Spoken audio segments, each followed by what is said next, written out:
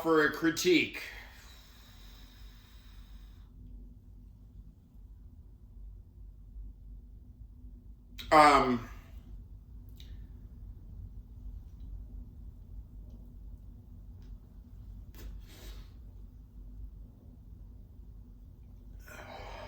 Normally, under normal circumstances, aka when the government is not trying to annihilate the population it governs,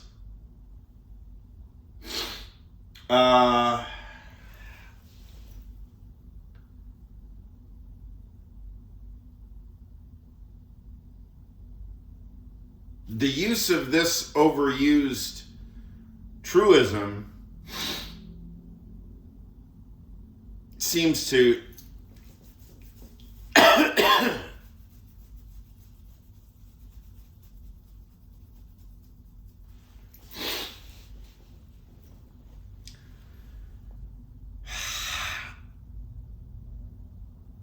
take on an undignified character.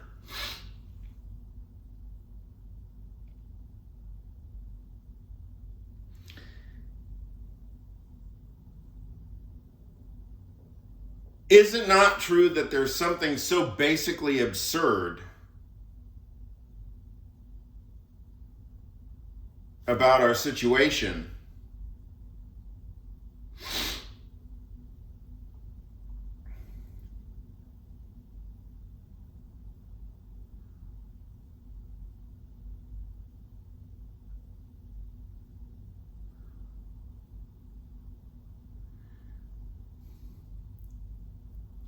that,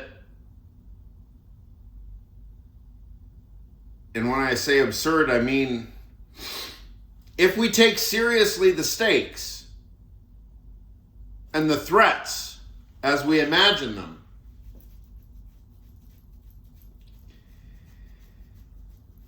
and I mean, it would seem like we should take them seriously. I mean, it's everywhere.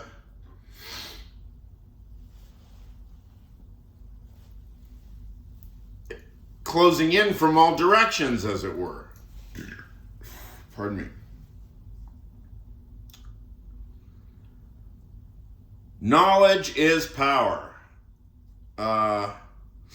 Professor Freeman was really focusing on that. Knowledge is power, and remember, knowledge is power, and that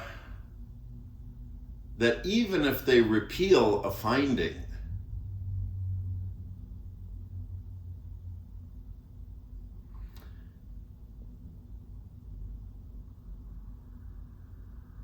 it doesn't mean that the knowledge goes away or that we don't still possess the knowledge. And knowledge is power. Well,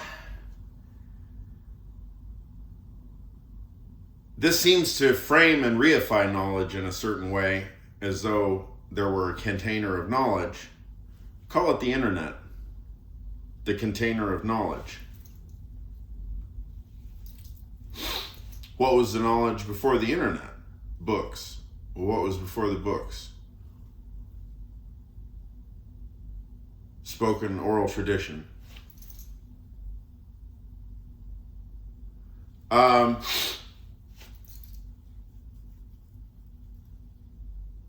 Professor Freeman to emphasize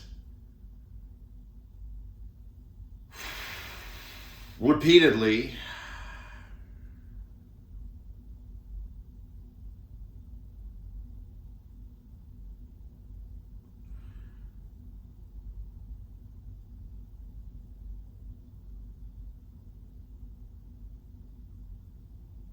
the idea that individual cases of, say, knowledge destruction or knowledge suppression, individual cases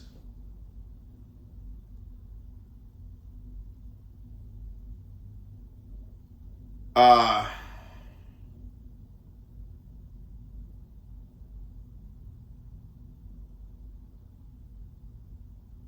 cause enough to remind us, or give us cause to be reminded that knowledge is power and that nobody can erase the knowledge or take the knowledge away. I just would like to throw in, a tiny asterisk.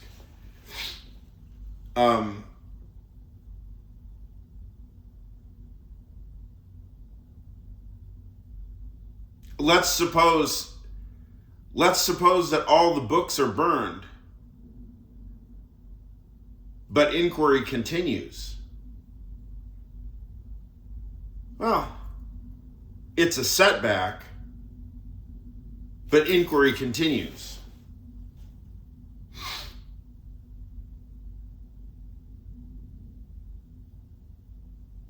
Now you can, other way around, you can have all the internet and library intact,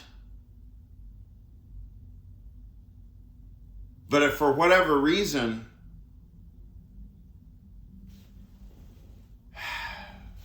the value of knowledge goes away,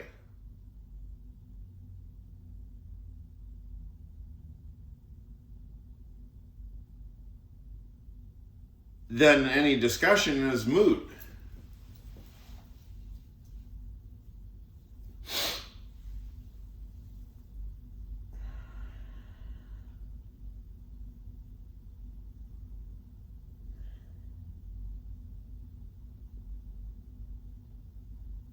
We're not dealing with the distinction between good knowledge and bad knowledge. It's not as though deciding that a scientific finding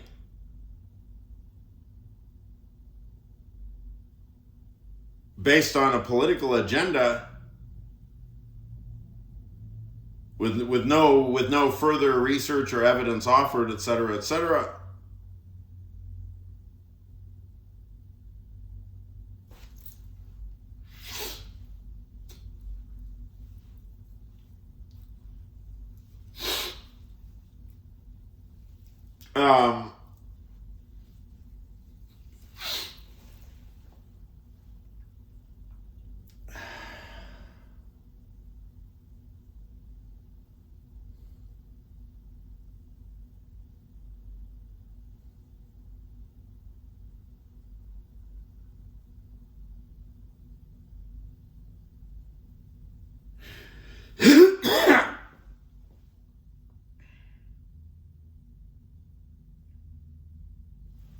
and the basic point that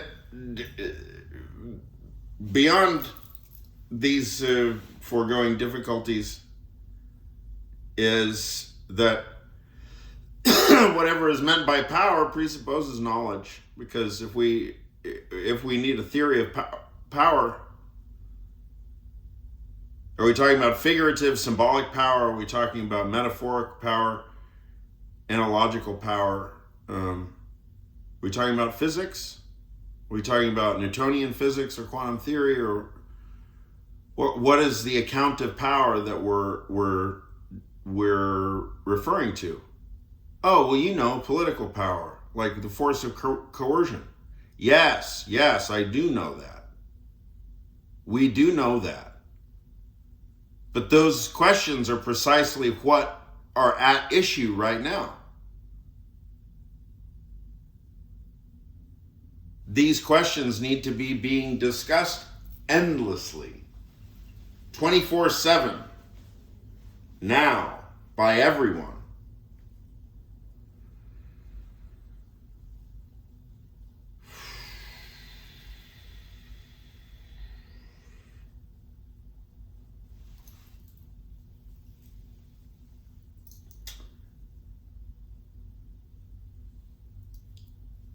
We're not talking about, when we talk about knowledge or understanding, we're not talking about a list of propositions as though it were a container of positivist posits.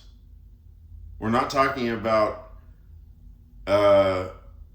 Gestellheit and framing. We're not talking about a frozen reified picture. Reification, reification, that's all over Marxist and Marxist thought, the reification of the dialectic, right? Pardon me. And this is something exactly that our hero or anti-hero Max Stirner takes aim at Marx for. Spooks, phantasms, figments of the imagination, a container of knowledge, like you memorized it or something. You may very well have memorized it, but it was the thinking. It's one big slab of thinking when you memorized it.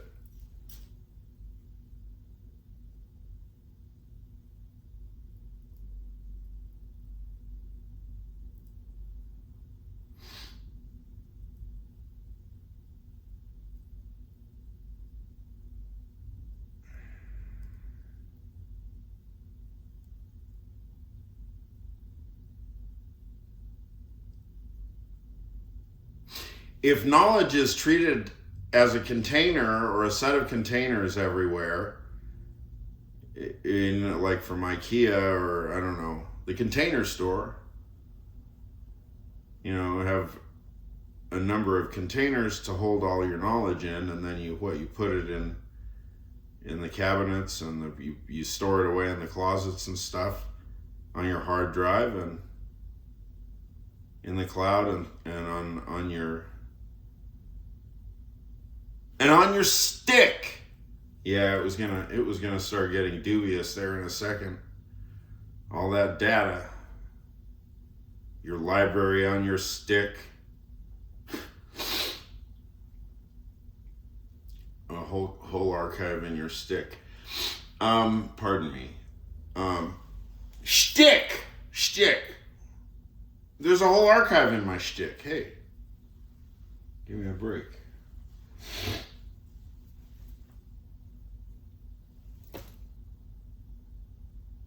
Let me do it like this. Knowledge is not something one believes in.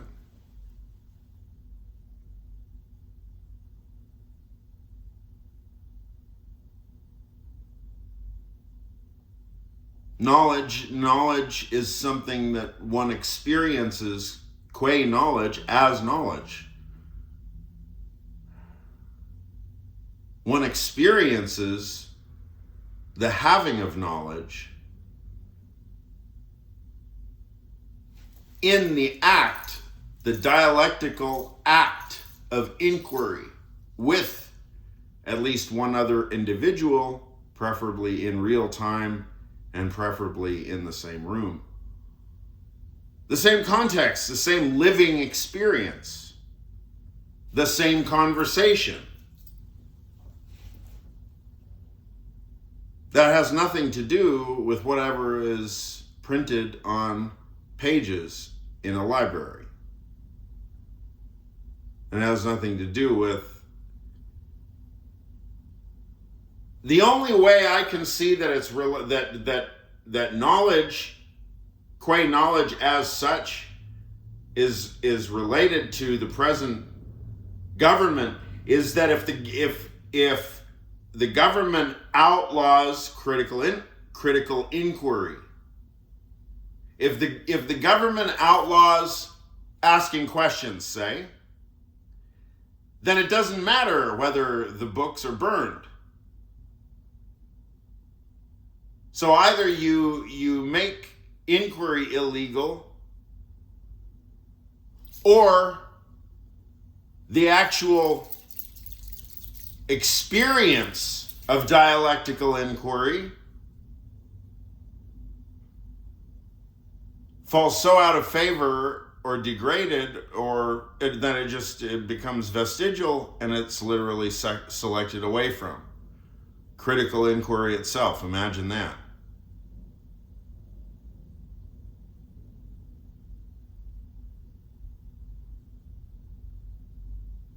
And that, that very, very much it would strike me is the dream of the Death Star. Let's say is that you gain control of the whole populace, and then you outlaw asking questions, and then basically you can imprison a large percentage of the population where they are basically working for their own imprisonment, and they're also producing for your GDP, national productivity, and probably it turns into a war economy too. So you've got a big prison system where a certain percentage of the country basically has taken up residence now, and they're making machines for war. That's really, that seems to be only a matter of time. I mean, I was looking at the map on Rachel Maddow's show 3 or 4 days ago. Oh, they have all the plots of the warehouse spaces that they're securing leases for building prison camps. I mean, how long does it take to build a prison camp out of a warehouse? 2 days? Now watch them try to do a big sweep of woke libtards, and watch what happens. I have no fucking clue what's going to happen, but it'll happen. If we don't get this government ended right now, it's coming. I'm ready for it myself. I've been ready for at least 6 months now. You know, I'm perfectly. Oh well, I'm not perfectly.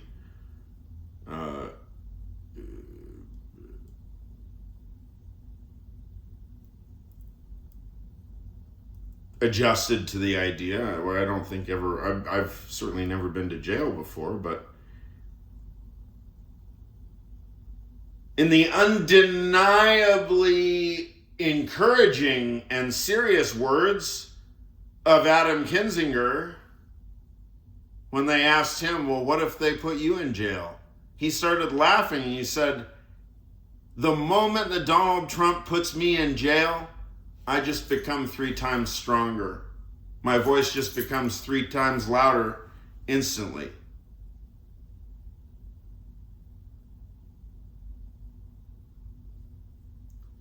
But, you know, we shall see what we shall see. I mean, now it's not speculation. Now we wait and see who's holding what cards. Oh, I hate the poker metaphors. And I hate using the word hate, too. Anyway, delete the last sentences, or the last sentence.